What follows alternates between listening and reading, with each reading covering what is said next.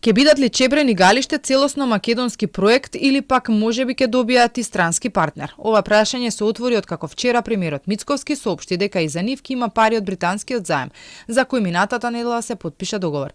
Министерката Божиновска смета дека е најдобро да се градат со странски пари, но да остане во сопственост на државата.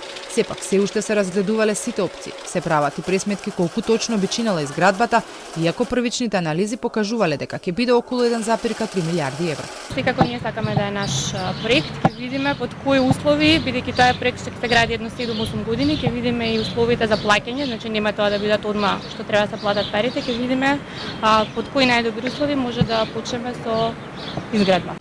Она што е очигледно е дека повторно во игра се враќа Галиште, кој пред неколку години беше тргнат од понудата. Тогаш објаснувањата беа дека во Црна река нема доволно вода за изградба на 2 централи, па долго време на тендерите се нудеше само Чебрен. Пред да се потврди дека со британски пари ќе се градат, предходно од владата соопштуваа дека за нив се разговарало и за време на посетата во Обединетите Арапски Емирати. Последниот тендер кој пропадна беше во времето на претходната владина гарнитура.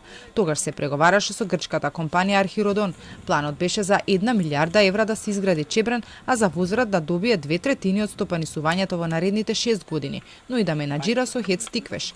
ВМРО-ДПМН тогаш во опозиција се противеше на тоа да се дава Тиквеш, а дел од експертите бара странци да не ја градат централата, туку државата.